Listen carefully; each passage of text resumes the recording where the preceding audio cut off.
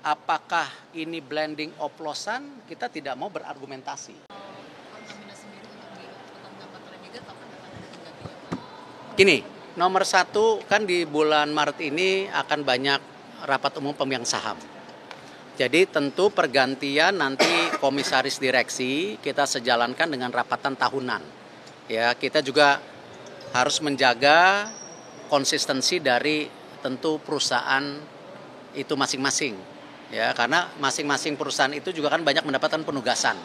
Ya, di Bulog kemarin kita sedang fokus serap gabah. Ada pergantian. Nah, tentu dengan kasus yang sedang didalami kejaksaan, kemarin saya meeting sama Pak Kejaksaan, ya Pak JA sebelum ke Magelang jam 11 malam itu, bagaimana tentu kita apresiasi yang dilakukan kejaksaan, kita hormatin. Seperti dulu kita sama-sama kejaksaan, kasus Asabri, Jiwasraya, Garuda, kita berpartisipasi.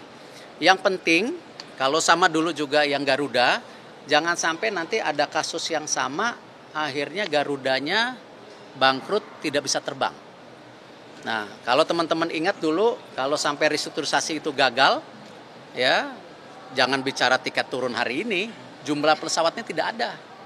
Nah, waktu itu penyelamatan Garuda juga memastikan Garuda tetap terbang lebih baik. Ya, terbukti hari ini lebih baik. Nah, sama di Pertamina sendiri tentu kita akan review total. Seperti apa nanti bisa perbaikan-perbaikan yang kita lakukan ke depannya. Ya, banyak yang bicara bagaimana peran SKK Migas, bagaimana peran Menteri SDM, bagaimana Menteri BUMN, bagaimana juga lain-lain. Nah, ini yang kita konsolidasikan, kita harus berikan solusi.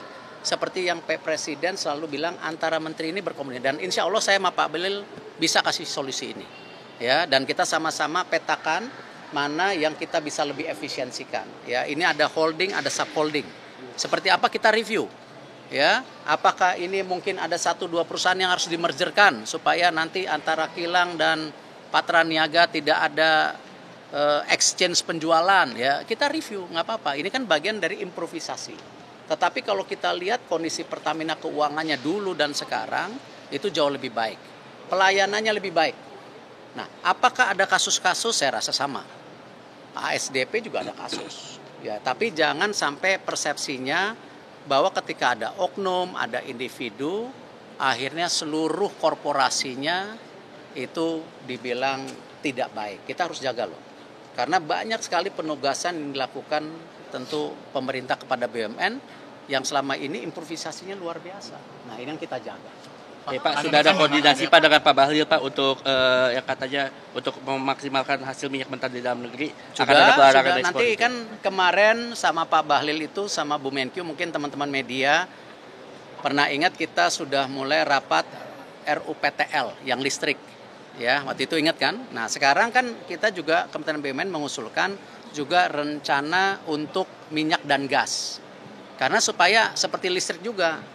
Jadi prediksi 10-15 tahun lagi untuk investasi listrik tentu terbarukan bisa kita mulai dari sekarang. Karena kalau dulu misalnya investasi dengan power plant batu bara itu mungkin 4 tahun jadi. Tapi kalau dengan tenaga air itu perlu 8 tahun. Tenaga nuklir saya nggak pengalaman, saya nggak bisa ngomong. Saya yakin lebih dari 8 tahun, mungkin ya saya nggak tahu. Nah, sama untuk rencana migas ini tentu ada Donggi Senoro akan habis tahun 2027 atau 28. Itu seperti apa? Investasi Inpex yang sudah lama terbengkalai seperti apa? Ya, karena kenapa? Isunya nggak bisa sepotong-potong. Misalnya ini antara gas dan industri seperti apa? Nah, justru kenapa Bapak Presiden kemarin melakukan pertemuan kementerian di Magelang atau kemarin gubernur dan wali kota bupati di Magelang ini sama. Ini bagian konsolidasi dan kita harus apresiasi itu. Jadi ya kalau ditanya apakah sudah bertemu dengan Pak Bahlil, ya sudah. Ini kita lagi dorong RUU PTL digetok, baru rencana untuk minyak gasnya yang kita akan dorong juga. Pak, dengan kasus korupsi ini kan Kenapa? Ya enggak, kalau kecolongan ya kembali kita selama 5 tahun ini kan sudah memperbaiki sistemnya. Bayangkan, laporan keuangan transparan. Kita juga mengkoreksi diri kita sendiri melaporkan kasus-kasus korupsi. Ya, ya tentu pasti ada. Ya, dinamika itu ada. ASDP kemarin, ya ada ini, dulu ada juga ya Garuda. Ya itu situasi yang justru gini. Jangan justru gara-gara ini kita jadi setback. Justru apa yang kita lakukan transformasi ini kita harus lebih dorong lagi, apalagi ke depan antara investasi dan juga operasional ya dengan ada Danantara ini kan juga ada peningkatan kualitas investasi. Kan mohon maaf misalnya dulu yang namanya investasi BUMN itu tidak pernah didiskusikan karena saya nggak punya power itu. Ini bukan ngebela diri ya, ini nggak punya power itu. Tapi dengan lahirnya undang-undang, nanti semua investasi itu ada komite investasinya. Itu sebuah langkah yang maju loh. Kalau dulu saya lihat satu-satu. Ya. Tapi kan ingat dong, Menteri BUMN kan nggak day to day. Yang day to day itu kan ya direksi dan komisaris. Nah, artinya dengan ada komite investasi nanti seluruh usulan investasi ya atau pengembangan yang menggunakan uang besar itu ada komitenya. Nah, ini kan improve. Nah, lalu juga masalah operasional korporasi dan penugasan. Dengan ada undang-undang yang baru, penugasan tetap saya ya cek dan bahkan periksa. Tapi operasional kita bisa pantau sekarang. Jadi ini saya rasa solusi yang bagus gitu. Nah, ini improve yang harus kita lihat secara optimis, jangan justru ini jadi setback ya. Koreksi yang terjadi dengan penegakan hukum yang sekarang didorong oleh Pak Prabowo ya harus kita sangat support. Nah, efisiensi yang beliau lakukan harus sangat support. Nah, tinggal kita ya dari kementerian mesti mengadjust ya hal-hal yang memang perlu dilakukan seperti itu. Pak Erik izin Pak, dengan adanya kasus Pertamina dan Bapak kan merencana mereview total Pertamina Pak. Apakah dalam review total itu mencakup juga bagaimana memulihkan kepercayaan masyarakat terhadap produk Pertamina Pak? Ya gini, pasti. Tapi kan peran Menteri BUMN tidak bisa secara korporasi murni, ya kan?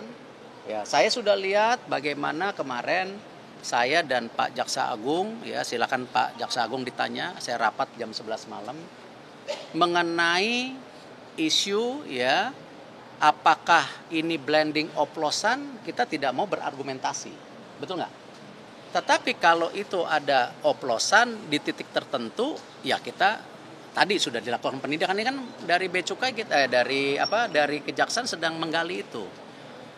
Apakah blending? Nah, blending ini beda lagi. Karena ada ya yang namanya blending di industri perminyakan yang selama ini sudah terjadi. Nah, ini mesti dilihat dari kategori yang berbeda. Apakah itu koruptif atau bagian penaikan performance daripada bensin tersebut ya, bukan bensin tersebut gitu ya.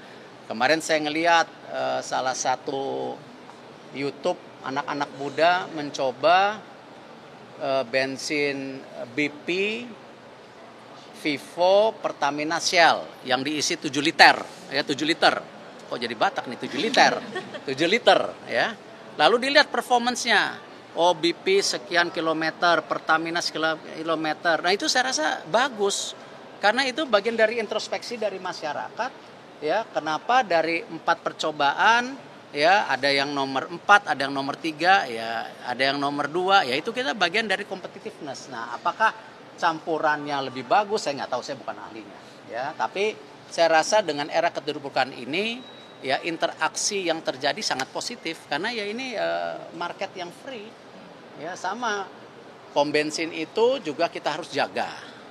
Kenapa? Tidak semua pom bensin milik Pertamina. Semua mayoritas pom bensin itu milik UMKM, swasta. Nah, itu kita harus jaga juga. Nah, ini yang sama-sama kalau kita membenahin sesuatu jangan dengan emosi, tuduh-menuduh. Kita mendingan jabarkan landscape-nya. Ya, maksudnya landscape-nya kayak airport. Bangun 14T karena kurang. Nah, gitu. Kalau kita cuman emosi Ya cuman berpikir bangun-bangun tanpa evaluasi, ternyata hari ini perlunya cuma 1 triliun. Nah gitu, ini sama. Jadi apakah Pertamina, apakah tentu Garuda, Asabri, Jiwasraya, ya itu kita harus lihat perspektifnya secara menyeluruh, nggak bisa hanya di satu isu. Ya, banyak isu lain yang harus digarap gitu. Contoh, saya sama Pak Menhub, ya Pak Presiden bicara, bisa nggak yang namanya kapal dibuat di Indonesia? Nah ini kita langsung konsolidasi. Kita itu ada PT DOK Surabaya, ada apa yang bagian kapal-kapal lah. Itu ada 3, kondisinya sakit. Nah ini di merger aja, ngapain punya 3 BUMN yang ngurusin perbaikan kapal segala. Nah dengan undang-undang BUMN yang baru, proses merger menutup itu yang tadinya harus approval banyak menteri sekarang nggak perlu lagi. Yang tadinya contoh menutup PT PANN yang waktu saya jadi menteri di RDP pertama Komisi 6 saya ditanya, Pak ini PT PANN kenapa minta suntikan PMN? Saya nggak tahu, saya baru duduk. Tetapi setelah saya review, PT PANN itu lebih kepada pendanaan untuk perkapalan. Ya, salah satunya dulu ada juga pendanaan pelita kalau nggak salah. Pelita atau apa ya? Leasing pesawat. Bukan, leasing pesawat dulu apa ya? Yang Burak. Bangkrut, Burok atau apa gitu. Nah, tapi setelah saya gali, bisnisnya 3 hotel. Nah itu yang kita perbaikin. Nah tapi tahu nggak PANN itu tutupnya baru kapan? Baru kemarin.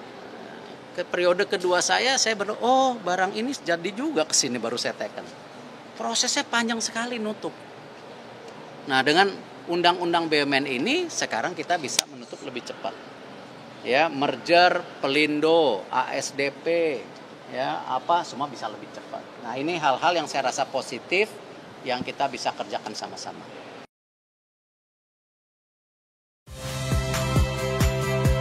Saya Priska Clarissa. Saksikan program-program Kompas TV melalui siaran digital, pay TV, dan media streaming lainnya. Kompas TV, independen, terpercaya.